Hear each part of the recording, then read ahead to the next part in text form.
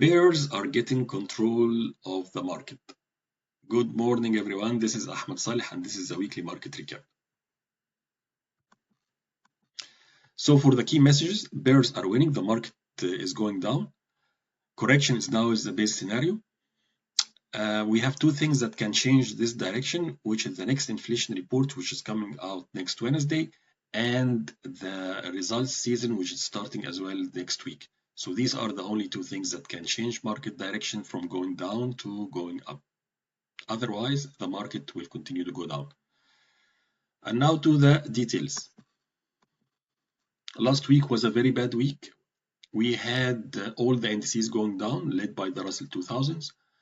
Actually, from the top, the Russell 2000 is now into a correction territory. So we define the correction zone as going 10% down from the top. S&P equal weight is going to that region very soon. This is a continuation for the downward trend that we've seen in December, and we don't see anything that's going to reverse this in the coming week, except if we have a good inflation report and a good results season. So let's go into more details. We took last video, or the last three videos, about the 5870, this line, and this line was actually broken last week. And now we are standing at the 5827. There is a minor support there. We will still going to see if if it will hold strong or it will be broken next week. We are now even lower than all the ambitious after the Trump winning the election on November 6th. We are lower than this the correction that happened at that time. This is very bad news for the market. Mainly what now we have is a fight between the bulls and the bear.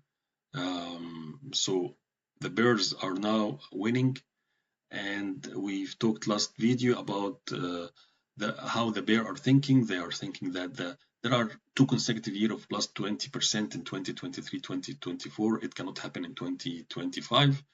We have high valuation for the stock market, and we have high inflation that is persisting, and the Fed has reduced the number of cuts next year from 4 to 2.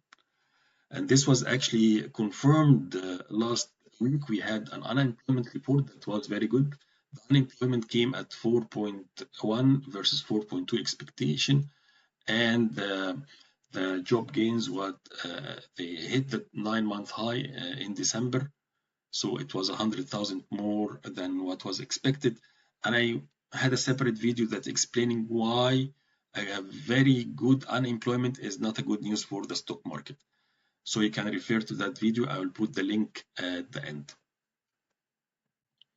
I talked also about the dollar that is getting stronger and why it's a bad news for the market. I'll put the link for that video at the end of the video as well. So next week we are expecting the inflation report on Wednesday, January 15th, and we are expecting it to be 2.9%. The trend is not very good. So we had 2.4 in September, 2.6 in October, 2.7 in November, and if this one comes at 2.9, it's confirming what the Fed is saying, that the inflation is stubborn and is going to stay for us for some time. This is why they are reducing the interest rate cut from 4 to 2. Actually, after the employment report that we have seen last week, there are some people that are saying there are going to be no cuts in the coming year in 2025. Okay, and that's why the market is reacting the way you have seen. So if it's 2.9, the market is already pricing for that. So it can continue to go down. If it is worse, it will continue to go down for sure. And if it is better, it can a little bit dilute the effect of the employment report that we have. Okay, so it's very important to watch out for this. It's going to be at 8:30 US time.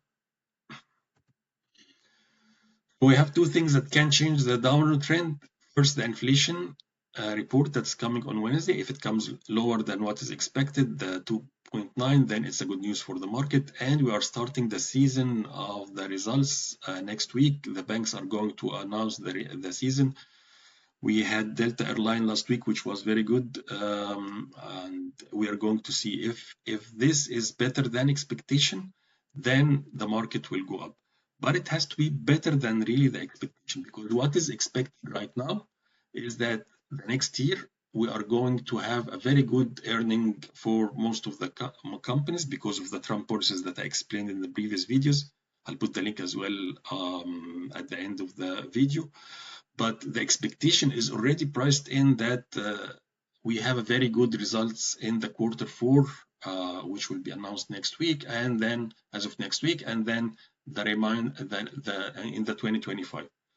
So for the market to go up, it has to be better than this expectation because this is already priced in. Okay. My trading strategy for the coming period will be I'm not going to go with the all-time high. I'm going to go with Dow rebounding support. So these are the companies that are going down, hitting a support and then going up. 4 weeks high and 13 weeks high. These are the turtle strategies. You buy at 4 weeks high and sell at 2 weeks low, or you buy at 13 weeks high and sell at 4 weeks low. And the result strategies for any company that are going to get good results and the trend is going to continue after that upward, then I'm going to be in these companies. All right. Thank you very much. I hope you liked this video. If you do like the video, then press like and share it with your friends and subscribe to the channel. If you have any question, then put it in the comment. This video is for educational purpose only and should not be considered as a financial advice. Any investment you make is at your own risk. Thank you very much. This was Ahmed Saleh with you.